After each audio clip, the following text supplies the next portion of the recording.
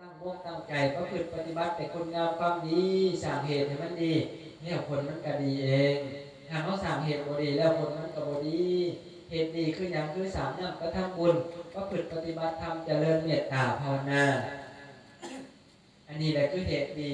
ส่วนเหตุบ่ดีในอย่างคือการทำบาปทั้งกายวาจาและใจ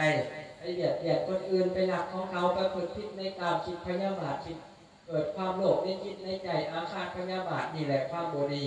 ผู้ใดหลงไปเหตุไปแล้วนี่นะก็มีผลคือความทุกข์ตกนรกโลกใหม่อเวจีใหม่อยู่หลายกับหลายกันหลายเส้นหลายชาติเนาะถ้าแล้วเขาเป็นว่าปัญญาส้นได้มาของพ่อพุทธศาสนาว่าจะให้เสียเวลานาทีแล้วผลงานมาตั้งหลังก็ค่อยขึ้นมาเด้อมาเด้อมาอย่างนี้สติสังรวม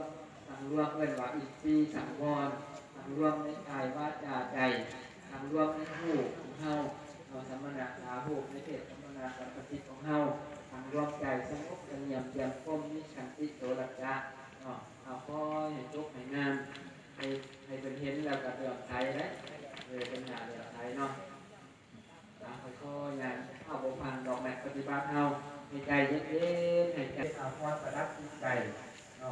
บุญกุศลเป็นกลิ่นหอมควรลมผัดมาทางเหนือพุ่งกระจายไปทั่วที่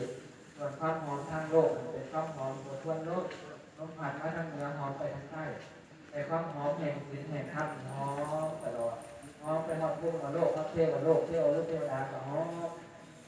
ผู้ใดมีศีลมีธรรมเทวผู้เทวดาจะมาปกปักรักษาเป็นท่านไปคอยนะตามแถวเด้อเป็นระเบียบมาตามจุก1 2 3ในฮอดจุก8นั้นเป็นระเบียบเรียบร้อยเด้อทั้งรอบกายวาจาใจของเฮาสุขภาพโก